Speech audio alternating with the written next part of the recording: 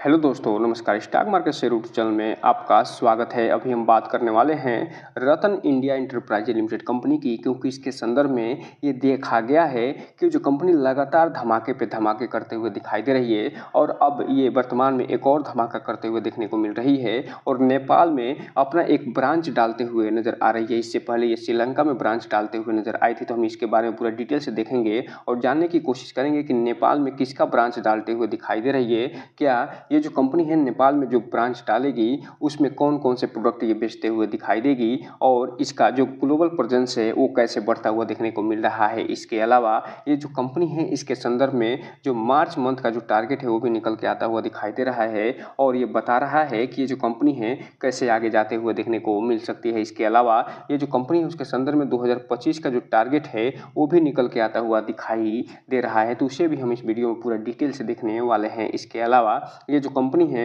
उसके जो प्रोमोटर हैं कुछ शेयरों को प्लीज करते हुए दिखाई दिए थे, तो उसको ये फिलहाल छुड़ाते हुए देखने को मिल रहे हैं, तो उसके बारे में भी हम पूरा डिटेल से देखेंगे और जानने की कोशिश करेंगे कि जो प्रोमोटर हैं वो कितना प्लीज करे थे और वो किसे कैसे छुड़ाते हुए नजर आ रहे हैं। इसके साथ साथ हम इसमें प्रोमोटर की होल्डिंग को भी देखने की कोशिश करेंगे कि शेयर होल्डिंग जो पैटर्न है वो कैसे बना हुआ है, क्या उसमें गिरावट आते हुए दिखाई दे रही है या अपसाइड आता हुआ देखने को मिल रहा है। तो चलिए दोस्तों, बिना किसी देरी के वीडियो शुरू करते हैं। सबसे पहले अगर हम बात करें इसके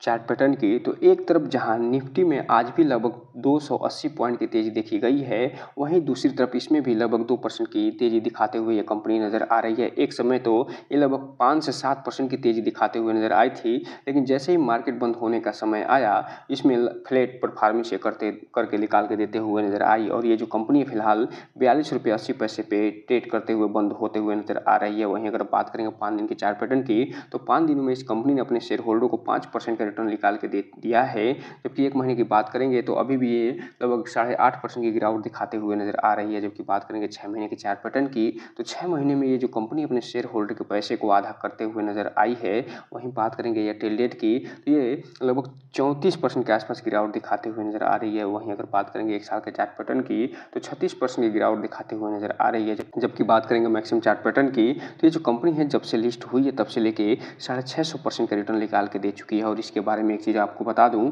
ये जो कंपनी है ईवी क्षेत्र में तो काम करती ही है, साथ ही साथ जो भविष्य के जो क्षेत्र हैं, फ्यूचरिस्टिक जो क्षेत्र हैं, ड्रोन सेक्टर, उसमें भी ये काम करते हुए दिखाई देती है। अगर बात करें इसके संदर्भ में जो न्यूज़ें निकल के सामने आई हैं उनकी, तो यहाँ पे आप देख रहे हैं एक जो न्यूज़ निकल के आती हुई दिखाई दे रही है वो 20 यानी आज आती हुई दिखाई दे रही है और एक न्यूज़ 13 तारीख को आते हुए दिखाई दे रही है। तो चलिए हम इसे एक एक करके डिटेल से देख लेते हैं। सबसे पहले अगर हम बात करें जो आज यानी 20 मार्च को न्यूज़ निकल के आती हुई दिखाई दे रही है उसके बारे में, तो यहाँ पे प्रेस रिलीज के माध्यम से ये बताया जा रहा है कि revolt motor expand global footprint with entry into Nepal, अर्थात जो रतन इंडिया एंटरप्राइजेज की सब्सिडरी कंपनी है जो कि ईवी बाइक बनाते हुए नजर आती है, जिसका नाम रिवोल्ट मोटर है, वो फिलहाल अपना ग्लोबल फुटप्रिंट बढ़ाते हुए दिखाई दे रही है, ग्लोबल प्रेजेंस बढ़ाते हुए दिखाई दे रही है और नेपाल में फिलहाल ये अपना प्रेजेंस दिखाते हुए नजर आ रही है। इससे पहले ये जो कंपनी है श्रीलंका में प्रेजेंस दिखाते हुए नजर आई थी। इसी के संदर्भ में ये जो कंपनी आगे बताते हुए नजर आ रही है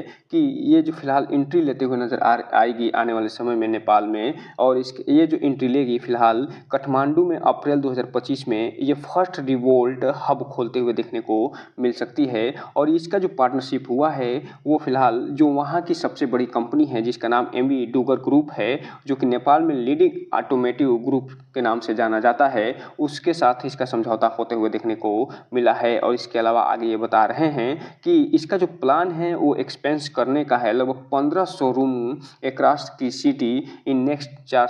3 to 4 मंथ, अर्थात 3 से 4 महीने अगले जो बीतेंगे उसमें ये जो कंपनी है पूरे नेपाल में लगभग 15 शोरूम खोलते हुए दिखाई दे सकती है। और इसमें ये जो प्रोडक्ट होगा वो फिलहाल बिकता हुआ नजर आएगा, जिसमें RB400, RB400 BRG, RB1, RB1 plus, ये सब के सब ये फिलहाल वहाँ पे ये बेचते हुए नज़र आ सकते हैं।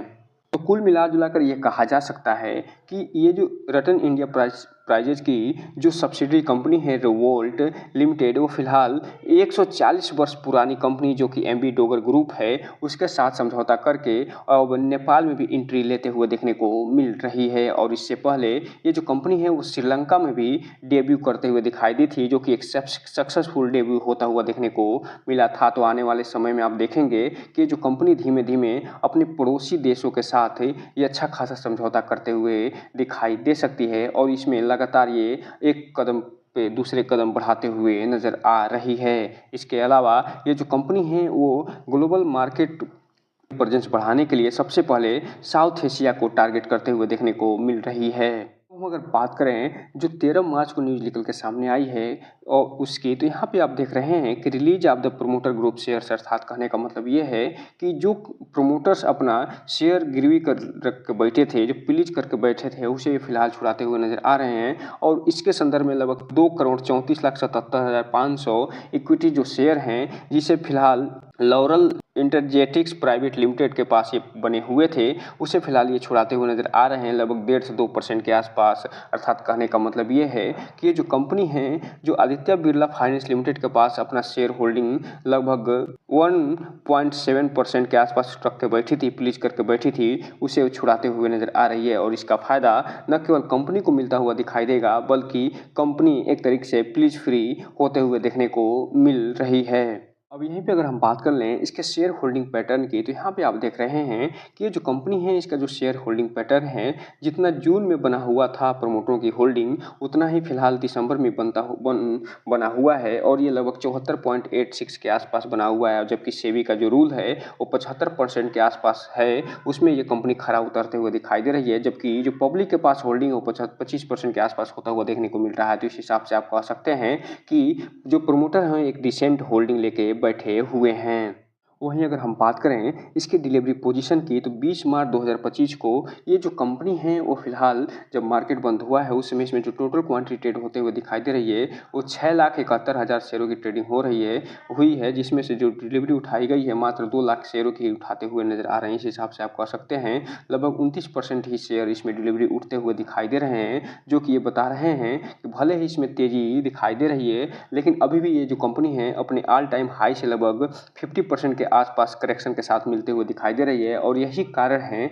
इस कंपनी में जो इन्वेस्टर हैं उनका भरोसा बनता हुआ देखने को नहीं मिल रहा है। इसलिए जो भी रिटेल इन्वेस्टर हैं उनसे एक चीज़ कहना चाहेंगे कि इस कंपनी में कोई भी इन्वेस्टमेंट करने से पहले अपने वित्तीय सलाहकार से संपर्क जरूर करिएगा। और जब भी इसमें इन्वेस्टमेंट करना हो इस कंपनी के बारे में पूरा डिटेल निकालने के बाद ही कोई भी इन्वेस्टमेंट संबंधी निर्णय लीजिएगा, ताकि आपका पैसा और निवेश दोनों सुरक्षित रहे और साथ में आपका भविष्य भी। क्योंकि ये जो वीडियो है सिर्फ और सिर्फ एजुकेशनल पर्पस के लिए बनाया जा रहा है। अब यहीं पे अगर हम बात कर लें इसके मार्च मंथ का जो टारगेट है उसकी, तो यहाँ पे आप देख रहे हैं कि ये जो कंपनी है फिलहाल आज 42 से 43 रुपये के बीच में ट्रेड करते हुए देखने को मिल रही है। जबकि इसका जो फर्स्ट अप टारगेट है वो फिलहाल 64 रुपये का है, सेकेंड अप टारगेट 72 रुपये का है, थर्ड अप टारगेट वो लगभग 80 रुपये का है और फोर्थ अप टारगेट लगभग 91 से 92 रुपये का होता हुआ दिखाई दे रहा है। जबकि इसका जो फर्स्ट डाउन टारगेट है वो फिलहाल 44 रुपये का होता हुआ दिखाई दे रहा है। और इसी डाउन टारगेट के नीचे एक कंपनी लगभग 42 से 43 रुपये के आसपास ट्रेड करते हुए देखने को मिल रही है। जो सेकंड डाउन टारगेट है वो 36 रुपये का है, जो थर्ड डाउन टारगेट है 29 रुपये का, जो फोर्थ डाउन टारगेट मार्च महीने का दिखाई दे रहा है वो 17 रुपये के आसपास का दिखाई दे रहा है। लेकिन जिस हिसाब से मार्केट में लगातार उतार चढ़ाव बना हुआ है उससे ये जो कंपनी इसमें भी अच्छी खासी उतार चढ़ाव देखने को मिल रही है। और ये जो कंपनी है अपने ऑल टाइम हाई से लगभग 50% करेक्शन के साथ मिलता हुआ दिखाई दे रहा है। यहीं पे अगर हम बात कर लें कि ये जो कंपनी है इसके संदर्भ में 2025 का जो टारगेट दिया जा रहा है वो कितना दिया जा रहा है, तो फिलहाल इसका जो फर्स्ट अप टारगेट है वो लगभग 89 रुपये का है, सेकंड अप टारगेट 106 रुपये का, थर्ड टारगेट 124 रुपये का, फोर्थ टारगेट 153 रुपये का देते हुए दिखाई दे रहे हैं। जबकि जो फर्स्ट डाउन टारगेट है वो लगभग 38 रुपये का है, सेकेंड 20 रुपये का, थर्ड 2 रुपये का और फोर्थ माइनस में जाता हुआ दिखाई दे रहा है। तो इस हिसाब से आप कह सकते हैं कि जो कंपनी है जो अपना अप साइड टारगेट दिखाते हुए नजर आ रही है वो फिलहाल हो सकता है कि इसमें ये इसे अचीव करते हुए भी दिखाई दे जाए, खास तौर से फर्स्ट ऑफ टारगेट, क्योंकि इसी के आसपास इसका ऑल टाइम हाई होता हुआ देखने को मिला था। और जिस हिसाब से ईवी गाड़ियों की डिमांड बढ़ रही है उसमें उससे इस कंपनी को भी अच्छी खासी रफ्तार मिलता हुआ दिखाई दे सकता है। लेकिन अगर ट्रंप की जो नीतियाँ हैं वो थोड़ी सी भी फेवरेबल इस कंपनी के संदर्भ में हो गई तो ये कंपनी रॉकेट भी बनते हुए देखने को मिल सकती है। तो दोस्तों ये रहा आज का वीडियो, इसी को लाइक करें, सब्सक्राइब करें और बेल आइकन हिट करना तो बिल्कुल ना भूलें, ताकि नए वीडियो के जो अपडेट्स है आपको ऐसे समय पे मिलता रहे। जय हिंद दोस्तों।